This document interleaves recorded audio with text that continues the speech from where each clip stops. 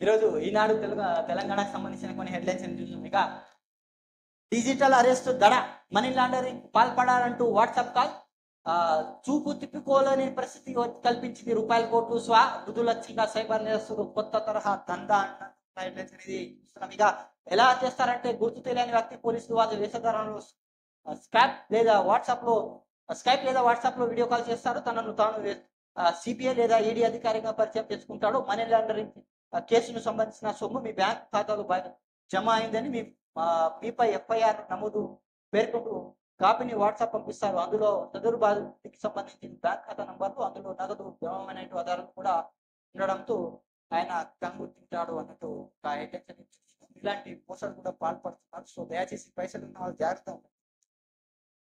ఇష్టం వచ్చినట్లు వాట్సాప్ లో వచ్చిన లింక్లు కానీ, ఫేస్బుక్ లో వచ్చిన లింక్లు కానీ, ట్విట్టర్ లో వచ్చిన లింక్లు కానీ, యూట్యూబ్ లో వచ్చిన లింక్ల ద్వారా ఏదైతే అన్వాంటెడ్ లింక్స్ ఉందో దయచేసి ఆ లింక్ ని క్లిక్ చేయకండి.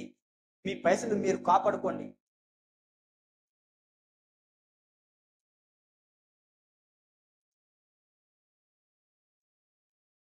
ఇక ఆక్రమణాలు తప్ప పార్టీలను చూడబోం.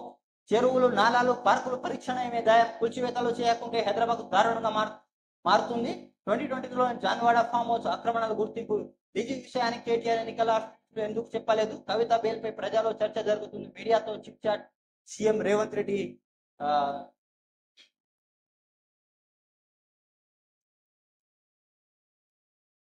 ఇక సచివాలయం ప్రాంగణం తెలంగాణ తల్లి విగ్రహం ఏర్పడుతూ భూమి పూజ చేస్తున్న సీఎం రేవంత్. చిత్రంలో శాంతి కుమారి, చెన్నారెడ్డి, ఇక కేశవరావు, దానం, కొమిటిరెడ్డి వెంకటరెడ్డి, ఇక కె కేశవరావు కూడా ఉన్నారు.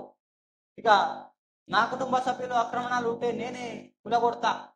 ఆక్రమణాల్లో నా కుటుంబ సభ్యులు కానీ నావి కానీ ఉన్నట్లు కేటీఆర్ జాబితా తీసుకొని రమ్మనండి. మాకు చూపించమనండి. ఒకవేళ ఉంటే నేనే కూల్చుతా కదా. హరీశ్రావు నేతృత్వం వహించమనండి. సర్వే చేయించి ఎవరికి ఉన్నా కూలగొడతామంటూ సీఎం రేవంత్ రెడ్డి వ్యాఖ్యానించడం జరిగింది. ఇక మన కన్నతల్లు తలపించేలా తెలంగాణ తల్లి విగ్రహం మిలియన్ మార్చ్ తరహా డిసెంబర్ 9న విగ్రహావిష్కరణ. మేధావులు సూచన మేరకే సచివాలయం ఎదుట రాజు విగ్రహం అన్నట్టు సీఎం అనేది వ్యాఖ్యానించడం జరిగింది.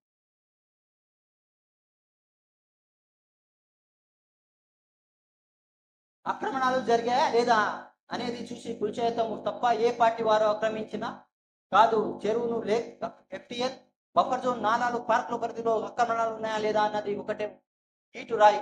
అవి ముఖ్యమంత్రి రేవంత్ రెడ్డి సూచన చేశారు. ఆక్రమణాల తొలగింపులో రాజకీయ ప్రసక్తి లేదు. ఒత్తిళ్లు తలగోం. ఆక్రమణాలు చేసింది కాంగ్రెస్ బీజేపీ మరో పార్టీనా? అది ఓల్డ్ ఇంకో ప్రాంతం అన్నది ముఖ్యం కాదు. ఆక్రమణాలు జరిగాయా లేదా అనేది అన్నది ప్రధానం.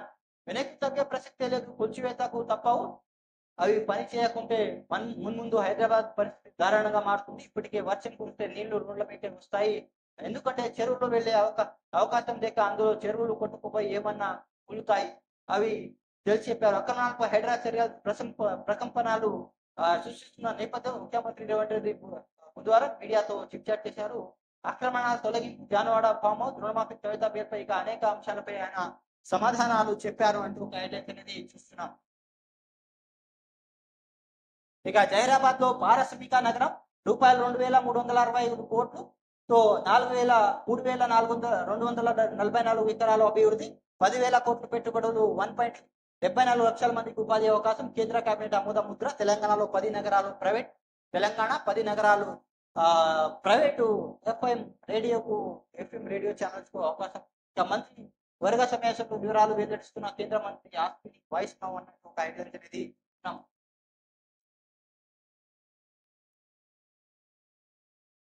ఇక సంగారెడ్డి జిల్లా జహీరాబాద్ పారిశ్రామిక నగరం అభివృద్ధి కేంద్ర ప్రభుత్వం పచ్చజెండా ఊపింది. బుధవారం ప్రధాని నరేంద్ర మోడీ నేతృత్వంలో జరిగిన మంత్రివర్గ సమావేశంలో ఇందుకు ఆమోద ముద్ర వేసింది.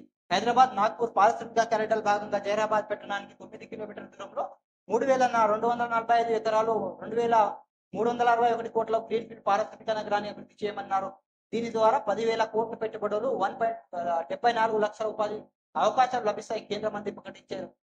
ఇక్కడ ఆటోమొబైల్, రవాణా, పరికరాలు, మోటాలిక్, నాన్ మోటాలిక్, మినరల్స్, ఆహార శుద్ధి, విద్యుత్ పరికరాలు తయారు చేస్తారు. ఇది హైదరాబాద్ మహానగరానికి అనుబంధ పనిచేసింది.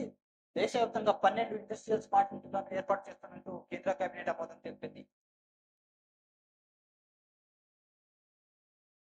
ఇక అసలే నేరం ఆపై దుఃఖభారం. ట్రాక్టర్ తో ఢీకొట్టి యువకుడికి పలయానం, చివరికి పుట్టాడు విషాదం. అదే పల్లెటూరు ఊరికి వెళ్లే నిన్నటి రహదారి రాత్రి వేళ చీకట్లో ఓ ట్రాక్టర్ ఎదురుగా వస్తున్న ద్విచక్ర వాహనం ఢీకొట్టింది. ట్రాక్టర్ డ్రైవర్ భయంతో ఆపకుండా వెళ్లిపోయాడు. ఆ క్షణం అతడికి తెలియదు తాను ఇద్దరిని మృతి కారణమయ్యాని. తెల్లారిసరికి నేర తీవ్రత కంటే కొండంత తుఫాన్ని వేసి వస్తుంది. జీవితాంతం పాశ్చాత్తాపంతో కుమిలి పోవాల్సి.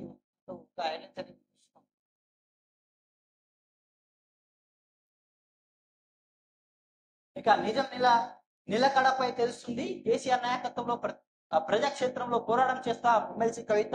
హైదరాబాద్ చేరుకున్న భారత ఎమ్మెల్సీ.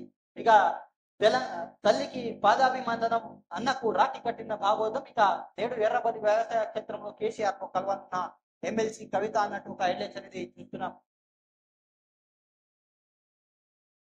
ఇక నిజం నిలకడ మీద తెస్తుంది. ఇప్పటికైనా న్యాయం ధర్మం గెలుస్తుంది. భారత ఎమ్మెల్సీ కల్వకుంట్ల కవిత అన్నారు. ఢిల్లీ మధ్య కేసులో సుప్రీంకోర్టు పేరు మంజూరు చేయడంతో తిహార్ జైలు నుంచి విడుదలైన ఆమె బుధవారం సాయంత్రం హైదరాబాద్ బంజారాహిల్స్ లోని తన నివాసానికి సోదరుడు, భారత కార్యనిర్వహణకు అధ్యక్షుడు కేటీఆర్, ఎమ్మెల్యే వాడి కౌశిక్ రెడ్డి ఇతర భారత నేతలతో కలిసి చేరుకున్నాడు. అక్కడ మీడియాతో మాట్లాడారు.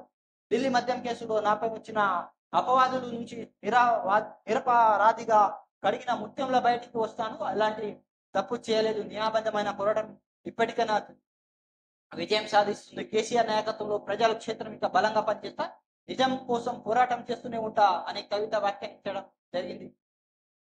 నిన్న ఆమె విడుదల అయ్యారు జైలు నుంచి. ఇక నిబంధనల ప్రకారమే ముందుకెళ్ళండి. హైడ్రా రెవెన్యూ అధికారులు హైకోర్టు ఆదేశం. తహసీల్దార్ నోటీసులనే సోకాజ్ గా పరిగణించి అధికారులు సమర్పించాలని మారత్ ఉద్యోగస్తులకు సృష్టీకరణ చేసింది హైకోర్టు. ఇక ఎస్బీఐ చైర్మన్ గా శ్రీనివాసం రెడ్డి బాధ్యతల స్వీకరణ. పిఓ నుంచి బ్యాంకు అధిపతి స్థాయికి ఎదిగిన తెలుగు తేజం అన్నట్టు ఒక హెడ్లైన్స్ అనేది. ఇక నేడు భాషా దినోత్సవం. సిలికానాద్రి మనబడి పోటీలో బహుమతులతో విద్యార్థులు. అమెరికా ఒడిలో ఈలు. ఇక విదేశీ గడ్డపై మాతృభాష వికాసం. సంస్థతో పరడి విల్లుతున్న సంస్కృతి అన్నట్టు ఒక హెడ్లైన్స్ అనేది చూస్తున్నాం. So please subscribe my channel, like, comment and share. Thanks for watching RMX Voice for the People.